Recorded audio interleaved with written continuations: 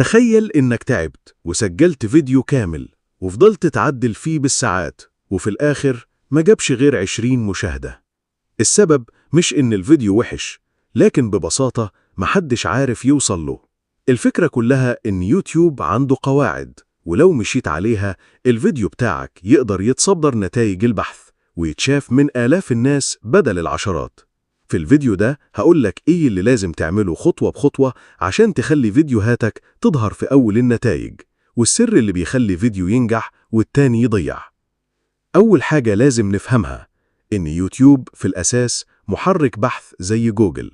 الناس بتدخل تكتب كلمات معينة عشان توصل للفيديوهات، فلو فيديوهاتك مش متوافقة مع الكلمات دي مستحيل تتصدر. العامل الأول هو العنوان.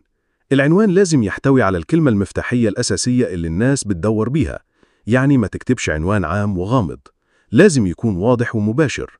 لو الفيديو عن طريقة عمل البيتزا، اكتب طريقة عمل البيتزا في البيت بخطوات سهلة، مش أحلى أكلة هتحبها. العنوان المباشر بيساعد يوتيوب يفهم محتوى الفيديو. وتنساش قبل ما تكمل اعمل لايك واشترك في القناة. العامل التاني هو الوصف. الوصف مش مجرد كلام إضافي، ده عامل بيساعد الخوارزميات. حاول تكتب ملخص للفيديو في أول 3 سطور، وخلي فيه تكرار طبيعي للكلمة المفتاحية. بعد كده زود تفاصيل أكتر واستخدم كلمات قريبة من الموضوع. مثال، لو الفيديو عن البيتزا ممكن تضيف كلمات زي طريقة عمل العجين، أفضل صلصة بيتزا، وصفات سهلة. العامل الثالث هو العلامات أو التاجز. صحيح يوتيوب قلل من أهمية التاجز، لكن لسه لها دور في فهم المحتوى. حط الكلمة المفتاحية الرئيسية وكمان كلمات متعلقة بالموضوع. مثلا لو الفيديو عن أسماك القرش، حط كلمات زي الحياة البحرية، الكائنات المفترسة، معلومات عن البحر. العامل الرابع هو الصورة المصغرة. الصورة المصغرة هي اللي بتجذب المشاهد يضغط قبل ما يقرأ العنوان.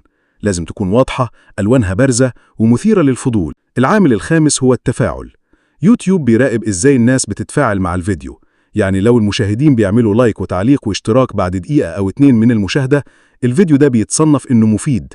علشان كده لازم دايما تطلب من الجمهور يعمل لايك واشتراك بعد دقيقة من البداية. العامل السادس هو مدة المشاهدة. مش كفاية الناس تضغط على الفيديو، الأهم يكملوا فيه. حاول تخلي البداية جذابة عشان المشاهد يكمل أكبر وقت. كل ما مدة المشاهدة تزيد، يوتيوب هيفضل يرشح الفيديو أكتر. العامل السابع هو الاستمرارية. مش معنى أنك عملت فيديو واحد متصدر خلاص، لازم يكون عندك جدول ثابت للنشر. يوتيوب بيحب القنوات اللي بتنزل محتوى باستمرار، وده بيدي ثقة أكبر للفيديوهات الجديدة.